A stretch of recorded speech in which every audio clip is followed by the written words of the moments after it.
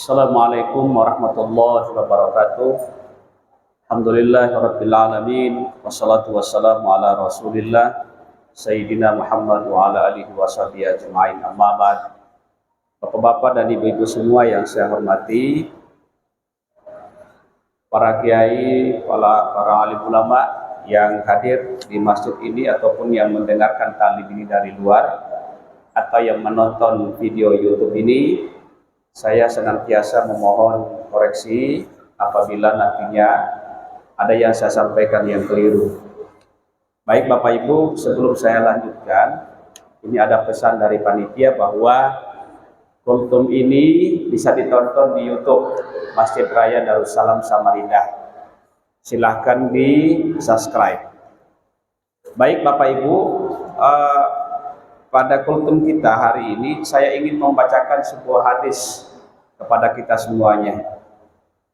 Bismillahirrahmanirrahim. Diriwayatkan oleh Abdullah bin Umar. Beliau berkata bahwa saya pernah mendengarkan Rasulullah Shallallahu Alaihi Wasallam bersabda, "Buniyal Islamu ala khamsin." Islam itu dibangun di atas 5 hal. Yang pertama adalah syahadat Allah ilaha illallah wa anna Muhammadan abduhu wa rasuluh. Syahadat bahwa tidak ada Tuhan yang patut disembah kecuali Allah dan Muhammad itu adalah hamba dan rasulnya. Yang kedua, mendirikan salat. Yang ketiga adalah mengeluarkan zakat. Yang keempat, melaksanakan ibadah haji.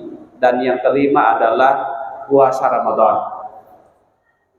Bapak Ibu semua yang saya hormati, yang pertama yang kita bahas dari hadis ini adalah hadis inilah kemudian Bapak Ibu salah satunya yang dijadikan dalil oleh para ulama bahwa ada yang namanya rukun Islam.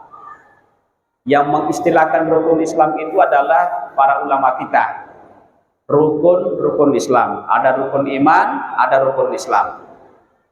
Ulama yang membahasakan itu, Nabi hanya menyampaikan bahwa Islam itu dibangun di atas 5 hal.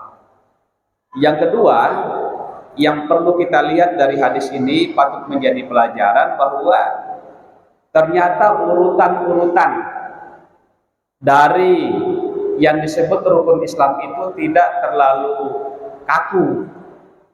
Seperti hadis tadi, selama ini yang kita tahu mungkin bahwa rukun Islam yang pertama itu syahadat, yang kedua melaksanakan salat, yang ketiga, nah di sini yang sudah mulai agak kadang berganti-ganti. Yang ketiga itu puasakah atau mengeluarkan zakat. Bahkan di hadis ini itu puasa di urutan kelima. Puasa di urutan kelima, zakat di urutan ketiga, haji di urutan keempat. Jadi tidak mesti kemudian haji di urutan kelima. Nah, ini pernah satu kejadian, guru di salah satu SD menyalahkan muridnya karena urutan-urutan rukun Islam ini yang tidak seperti yang selama ini kita lihat. Termasuk anak saya. Padahal hadis sendiri tidak sekaku itu. Yang paten itu yang kita lihat dalam hadis, yaitu rukun Islam yang pertama dan yang kedua itu tidak pernah berubah. 3, 4, 5 itu kadang berganti-ganti. Termasuk hadis ini, puasa malah dijadikan sebagai urutan kelima. Kemudian Bapak Ibu, yang berikutnya yang perlu kita bahas bahwa Nabi dalam hadisnya ini mengumpamakan Islam itu bagaikan sebuah bangunan, konstruksi. Bangunan itu ditopang oleh 5 hal yang mungkin kita bisa bahasakan pilarnya. Artinya kalau sebuah bangunan, maka kita sangat menginginkan agar bangunan itu kokoh. Rumahkah, masjidkah, atau apapun juga, saya kira kita semua sependapat bahwa kita sangat menginginkan bangunan itu kokoh. Demikian pula dengan bangunan keislaman di dalam diri kita. Karena itu bukan hanya untuk kepentingan untuk duniawi kita yang sifatnya sementara, tapi yang lebih penting itu adalah untuk kepentingan akhirat kita. Itulah yang abadi.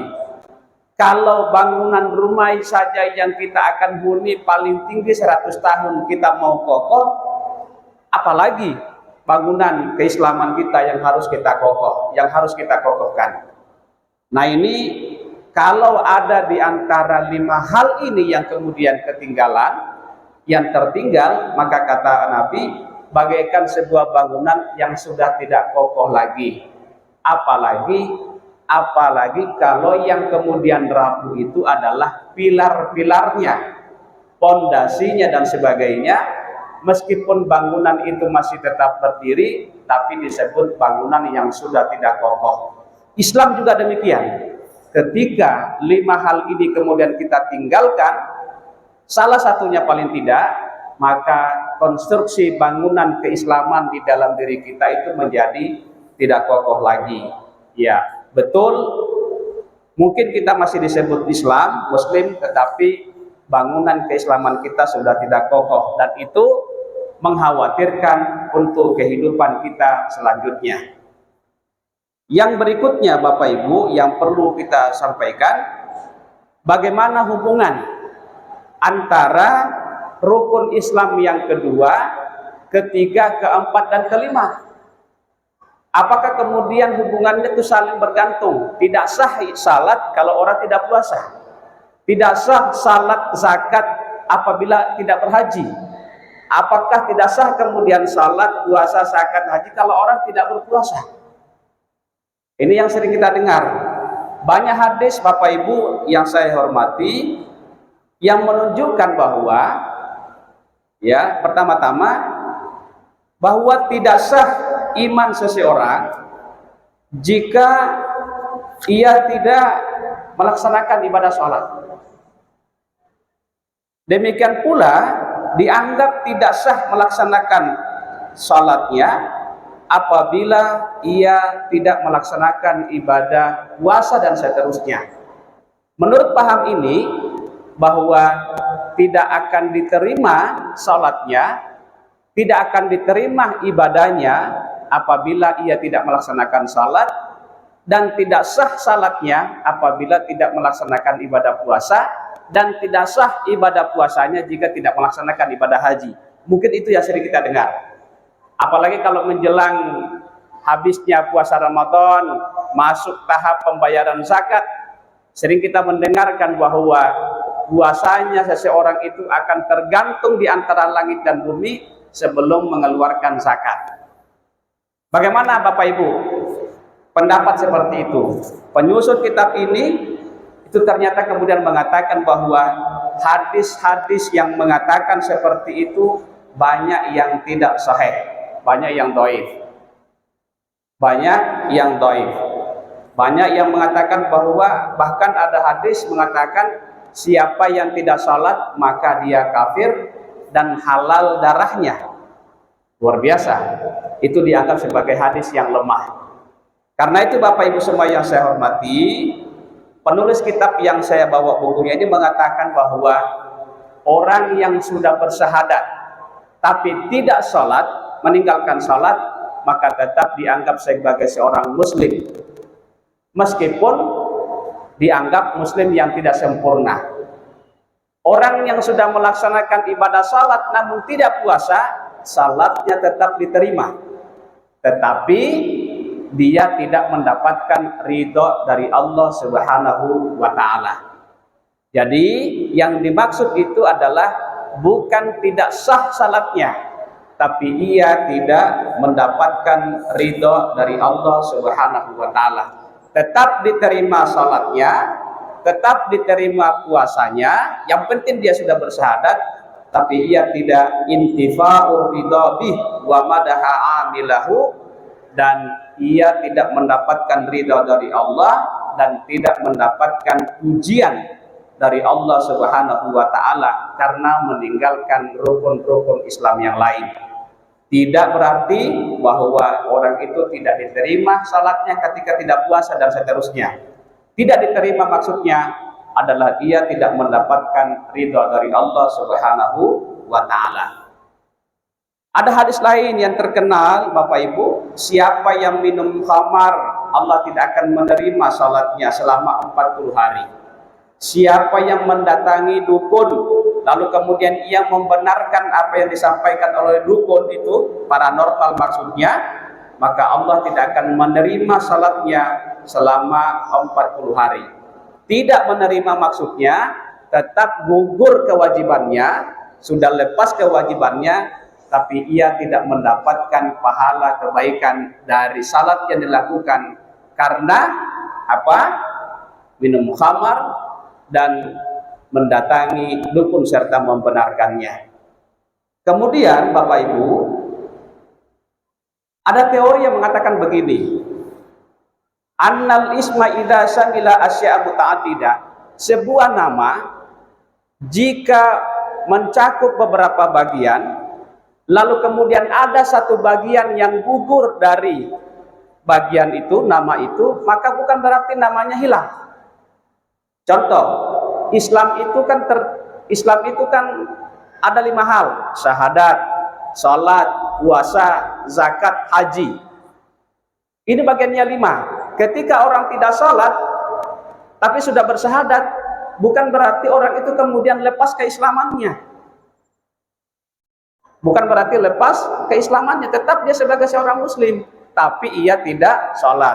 Cuma dikatakan keislamannya tidak sempurna, tapi tetap sebagai seorang muslim. Yang penting dia bersyahadat. Sholat tapi tidak puasa, padahal dia mampu puasa. Dia sebagai seorang muslim, tetapi kemuslimannya, keislamannya tidak sempurna dan tidak mendapatkan ridho dari Allah Subhanahu wa ta'ala. Ini penting kita ketahui Bapak Ibu, agar kita jangan terlalu mudah kemudian mengklaim seseorang itu kafir dalam pengertian kafir akidah.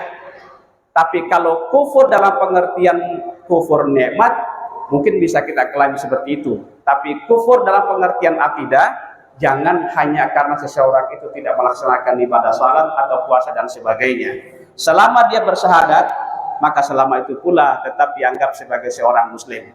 Ini Bapak Ibu tidak bermaksud untuk memberikan keringanan terhadap saudara-saudara kita yang belum mendapatkan hidayah untuk salat atau puasa dan sebagainya. Justru kita sangat berharap, mendoakan agar saudara-saudara kita yang belum tergerak hatinya untuk melaksanakan 5 hal ini segera kemudian berubah, berhijrah untuk memperbaiki kehidupan kita, kehidupan mereka, termasuk kita kaum muslimin. Karena itu mudah-mudahan ada manfaatnya, karena seperti yang dikatakan oleh Nabi tadi, bahwa bangunan keislaman itu di dalam diri kita bagaikan bangunan fisik yang kita lihat. Ada satu pilar yang kemudian mulai rapuh, maka bangunan itu sudah mulai membahayakan.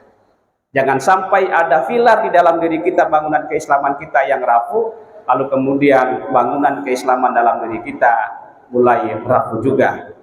Islam, kata iman, kata Nabi di dalam ayat Al-Quran, bagaikan pohon yang akarnya kemudian menancap kuat ke dalam tanah, lalu kemudian punya cabang, punya dahan, lalu kemudian tinggi ke angkasa.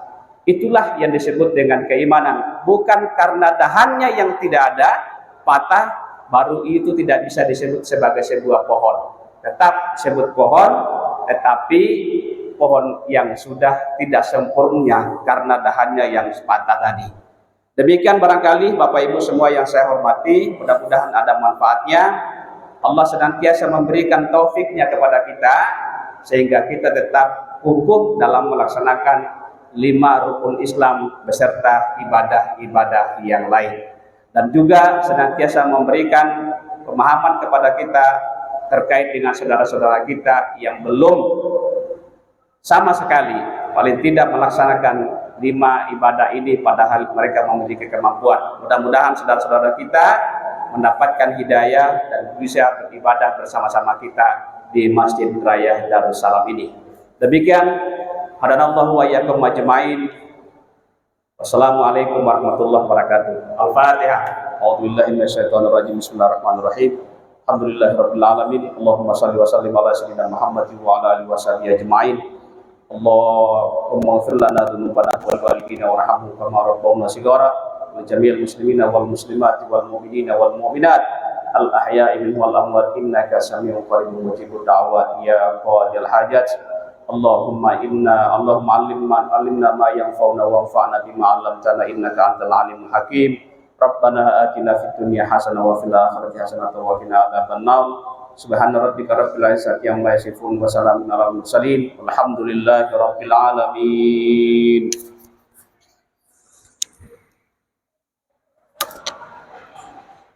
Allahumma shalli ala